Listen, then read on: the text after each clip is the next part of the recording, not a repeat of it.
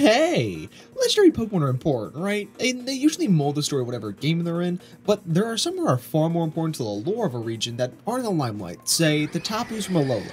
Since I like to keep the whole premise and region of the Fakemon fan project I've been working on, Pokemon Terrestrial Takeover, under wraps for the time being, mainly because that stuff's not really done, I'll be showcasing the side legendaries of this concept along with the main legendary at the end of this video. So what's going on, guys? I'm Bully Absol, call me Brock, and here's everything you need to know about the Guardian Pokemon of the Wemere region. That's the name of the region, by the way, Wemere. It's like mixing Western story and memory. I'll explain in like a later video, but anyway, Guardians. Skulltrix, Kasagani, Chalburem, and Pocharta. Now, though most legendaries don't directly rip lore from real-life mythology, I did, specifically with these 5. They were largely inspired by the Cherokee story of creation, which goes as follows. The Cherokee people believe that the earth is suspended over an ocean by 4 ropes connected to an ark made of stone, and all the animals lived on it. But at some point the animals decided they wanted more room, so they sent a water beetle down to the ocean below to skim for land. But it didn't find any, deciding to pull up mud from the bottom of the ocean to create land for itself.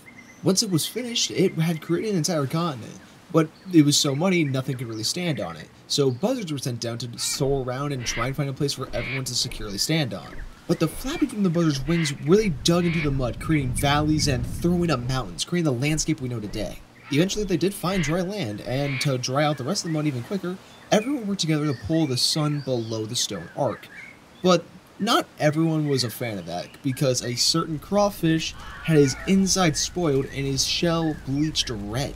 After seeing this, everyone decided to put the sun back where it was, just leaving well enough alone, I guess. But when it comes to all these animals and the plants even, no one really knows who made the first ones, but people do know that when they were created, they were told to stay awake for 7 days and 7 nights. However, there were only 2 groups capable of actually doing this, the first being the owls, who were then granted the ability to see in the dark, and the second being the conifer trees, who were granted the ability to keep their greenery year-round. That's where the story ends, but there is like a stretch of information that I really couldn't make heads or tails of that I more or less skipped over. I'll leave a link in the description if you want to go read the article I found, and frankly, I really liked it, so have fun with it. But yeah, I made 5 Guardian legendary Pokemon that embody different ecosystems. It's fun, so let's discuss them in the same order as the story. Starting with the Water Beetle, the Guardian of the Wemorian Waters, Bellowstorm. And oh my god, he's like a Power Ranger Zord wearing like Thor's weird circle armor things. He's so freaking cool! And Bellowstorm is by far the fastest Pokemon in the ocean, firing pressurized water from its back to shoot through the water like a torpedo, using its razor-sharp arms to slice through anything in its way.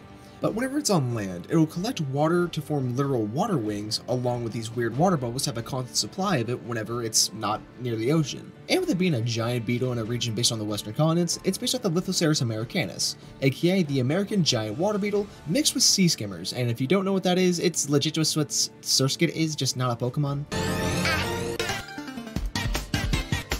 Anyway, the females of the giant water beetles carry their eggs on their back, inspiring the water bubbles on Bellowstorm. And that Thor comment from before was a little more important than you may have thought. All 5 of the Guardians have some kind of tie to some other kind of mythology, with Bellowstorm being Norse, Thor specifically. It has armor that's similar to Marvel's iteration of Thor, and a similar color scheme as well, but Thor from actual Norse mythology was actually a bearded redhead with a big gut, hence the literal red head of the Pokemon and the red pattern that's underneath its head that kind of looks like a beard. Oh, and fun fact, in certain countries stag beetles are called Thor beetles, since they become more active during thunderstorms, and there are even some stories that putting one on your head will protect you from lightning. So Bellowstorm has antennae that kind of look like stag beetle horns. And speaking of Thor and storms, Bellowstorm's namesake takes from that, obviously, with it also mixing with the word bellow coming from Bellostomatidae, okay, a family of freshwater beetles. And there you have it, the guardian of all the water of the region, including, oh, I don't know, mountain springs, so it does very rarely clash with Skulltrix. And this thing is an absolute monster. Literally, it's called the Mountain Monster Pokemon in the Pokedex. And I mean, come on, it's a cockatrice covered in gold. That's so cool! And a cockatrice is a monster from Roman myths with the head of a rooster and the body of a reptile, and it's said to have the power to turn anything to stone by looking at it. Perfect for a dragon and rock type. And with all that gold on its body and its ability to turn things to stone, it kind of also has ties to King Midas, who could turn anything to gold with just a touch. And that ability of gold and stone ties in very well to this Pokemon's power. kind of terrifying one at that, because there are rumors that hikers will go missing in the mountains because they disturbed the skull trees, and this Pokemon does not like being disturbed whatsoever. It's very solitary, and so those unfortunate souls that stumble across it are, well, turned to stone or gold.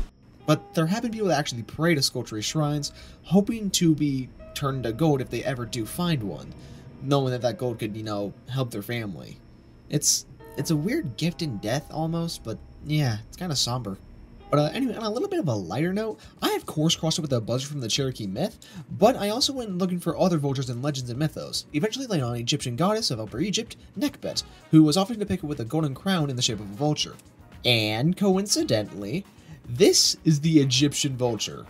It literally has a golden head. It doesn't get more perfect than this, people. I mean, come on! Skulltrace also shares colors with Egyptian art and symbols. And speaking of symbols, it has the gold Egyptian ankh hung around its neck, which represents eternal life, and something that could also be referenced in, well, its ability to turn people to stone and gold, because, immortalized in statue, I guess.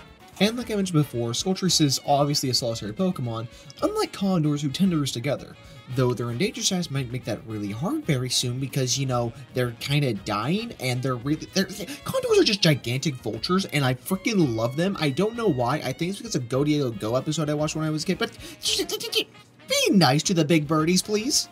But also they have ties to Skulltrace, with their massive wingspan being taken into account, and the fact that, they're just kind of like giant vultures. They also have this weird comb on the top of their head, specifically the males, which are used to attract mates. It was pretty easy mixing that with the Egyptian headdress, and condors even help with Skulltrace's name. The scientific name for an Andean condor is Vultur gryphus, mixing that with sculpture and cockatrice for the entomology. But if we're talking entomology, my favorite name of the 5, by far, is the crawfish legendary Kalsugani, and I can't wait till we're just going into it. It consists of Katana, Kani, the Japanese word for crab, calcination, an alchemic term of heating things up to purify them, Zarigani, Japanese for crayfish, and Hikegani, otherwise known as the Japanese samurai crab, with a pattern on its shell that resembles a classical samurai mask. There's a whole legend and story behind these guys, being that the souls of the Heke clan turned into these crabs after they chose to drown rather than be captured. I found it super interesting. I'll leave a link in the description if you want to go read into it. And Kalsugani has a similar face on its samurai armor, with its white hot core shining through. And that white hot core is its actual body, by the way.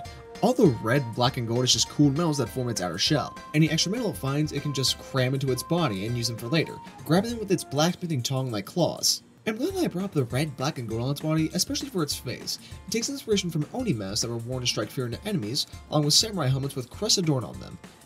And even the little mandibles and antennae on crawfish. I mean, they all work so well together, and surprisingly, I feel like I pulled it off. And though it's very much so based on samurais, it can't really wield a blade unless it's forged onto its pincer. Its body is shaped similarly to a sword if it's straightened out.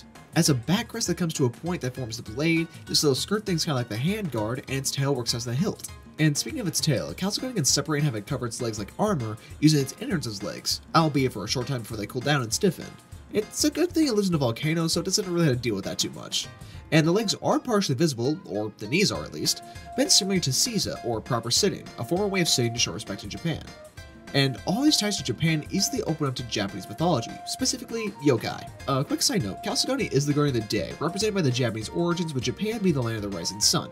But back to yokai, specifically the Esi Ebizo, a royal court samurai with, get this, a spiny lobster for a head. It doesn't get much better than that, does it, people? And while we're on the topic of weird heads, we had to talk about the Celtic cat goddess, Bera, who has big white hair with one massive eye, something I depicted with Chalbarem, a literal hunched-over, shadowy owl monster with spectral wisps raising off of it. The ones around its face kinda looking like hair. Except, that's not its face. It's a mask. A white mask resembling a massive, white eye like Bera, but also resembling a barn owl's face. Ghosts and owls go pretty hand in hand in indigenous folklore, with some stories depicting them as the representations of the soul, or people transforming into them after death, or even owls being the leaders to the afterlife, kinda like the Grim Reaper. Barn owls, though, specifically in Nuuk folklore, are thought to be born of people who were wicked while alive, hence its ghost archetype. Another indigenous American story is that of Shebelok, an owl spirit with only its head and talons visible from Wabanaki folklore. Oh, and would you look at that, Chalbarim has mostly glowy white bitsies around its head and talons. It's almost like I planned this. And Shebelok is typically depicted as a boogeyman in those cultures, which is splendid thematically. And one more fact about it is that its name in Malasi Passamaquoddy tribes translates to scary eyes. It's the creepy, sunken, Duskull-like eyes on the Pokemon. It's awfully convenient that a name just came up since I need to talk about its etymology, with Chalbarim's name being based on owl, Biera, Rem, like REM sleep, and Taito alba, which is the scientific name for barn owls. It's a little bit of a mouthful, but I absolutely love it for this odd, mildly Eldritchian sort of monster. And it works perfectly with its powers, being able to assimilate to shadows and the night sky to be a silent observer. Some people believe this Pokemon can make up the entire night sky on full moon nights, with its mask looking like the moon, its body being the night sky itself, and the wisps around it being the stars. And with that, there's only one Guardian Legendary to cover, and it's the only one with two forms, but we'll discuss that in a bit. Pocharda is a conifer tree, and that's like the pine needle ones, in the shape of a serpent, except all those serpent scales you see are made of paper, and can be controlled individually with absolute precision to search for new knowledge. And with Pocharda's dual grass and psychic type, it's a well of knowledge for the entire world, collected by all these paper scales, which gives us a segue to its new signature ability, Paper Body. But it's just like a special defense version of Fluffy, so it has special attacks and makes the Pokemon 4 times weak to Fire-type moves. And you would think such a move would cause the Pokemon to swap forms from its Utopia form to its Dystopia form, but it doesn't. The Dystopia form is completely black and made of charred paper, with several reared back appendages to strike like a snake, but also resembling multi-headed serpents such as the Hydra. However, Christianity is the actual mythology that Pocharda pulls from, and yes, religion does count as mythology, and if you don't like that, leave. Anyway, if it didn't click already, Pocharda is the tree of knowledge from the Garden of Eden. You know, the one with the snake that made Eve eat the apple? The snake, by the way, is supposed to represent the duality of good and evil, hence the good and evil forms of Pocharda. And snakes are considered incredibly wise and smart in certain cultures, but in just as many, they're tricksters and nefarious. Snakes are quite literally the perfect embodiment of good and evil. And there are a few tidbits I couldn't fit smoothly into the script, so I'm haphazardly throwing them in here. Like how the Dystopia form sort of resembles the ring of a campfire, with its body looking like a puff of smoke, to not only refer to its hatred to anything burning down forest, but also to the many book burnings that happen in the name of religion. Seriously, book burning is never good, and frankly, you're really ignorant and stupid if you do it. It's the 21st century, stop it! Besides, we have the internet, like, it's not really gonna do much, but seriously, stop. Anyway, the last thing I wanted to mention was how Pocharda actually changes its forms, with its signature move, Forbidden Fruit. If the user is holding a berry and the move is used, it will double the berry's effect whenever it's used, subsequently changing Pocharda's form that swaps its attack and defense stats, like a free power trick. There's a beauty in this Pokemon's destructive form. And well, would you look at that, the Latin word for beauty, Poltra, makes it part of its name, along with Charda, the Latin word for paper. And to sum up, Bellstorm is the water beetle and the guardian of the Woodmorning waters, Skulltrace is the buzzard, the literal king of the mountains of the region, Calcigani the crayfish and the embodiment of the day, Chalbarim the owl and the embodiment of the night and dreams, and Pocharda the conifer, the guardian of the forest and knowledge, all from the Cherokee myth of creation, all with other text mythology, being Norse, Egyptian, Japanese, Celtic, and Christian. And the little cherry on top is that a little self-insert for each one of these, so that they all have some kind of subtle nod to an art style. Bellstorm is very geometric, and thus represents cubism. Skulltrace with its power really goes hand in hand with statues and sculpting. Calcigani makes perfect sense with metalwork. You have Pocharda who goes hand in hand with naturalism, and then there's Chalbarim who goes a little bit deeper with this. It represents surrealism, the style that mixes dreams with reality. One of the most famous realist pieces is known as the Persistence of Memory, and for non-art nerds, it's the one with the melting clocks, and Chalbarim's face resembles a clock face, a detail I'm really proud of. And of course, as the Mona Lisa has Da Vinci, all these art styles have their artists of their own. The master of these legendary guardians, the incredibly powerful Mr. Malone, we have a major problem. I see that. Shut the core down. Now. Yes, sir, right away. What's the status on the Infinity Energy reserves? Depleted, sir. It will take at least another month to stockpile that kind of power again. I see. Get to it then. I will never understand how he can stay so calm when a crisis like that happens. Oh well.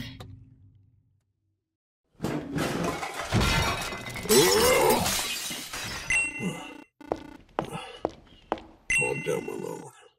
Such mannerisms are befitting of an Infinity Incorporated executive. Huh? This is Malone of Infinity Incorporated. And who am I speaking to? It's good to hear from you, Malone. I take it your latest tests were a failure? Professor Astor. Perceptive as always, I see. What business do you have contacting me? I am a busy man, you know. An old friend of your cousin Lance is joining me on an expedition to the Rockworth Crater. And why should I pay mind to the antics of you and that dunce Hickory? That so-called dunce, the foremost researcher in the terrains that scour Wormery. And regardless of your opinion, there is no one more knowledgeable of Omniv and its abilities than he is. Not even me. Fine. You will never call to do business. So how much funding do you need for this expedition of yours?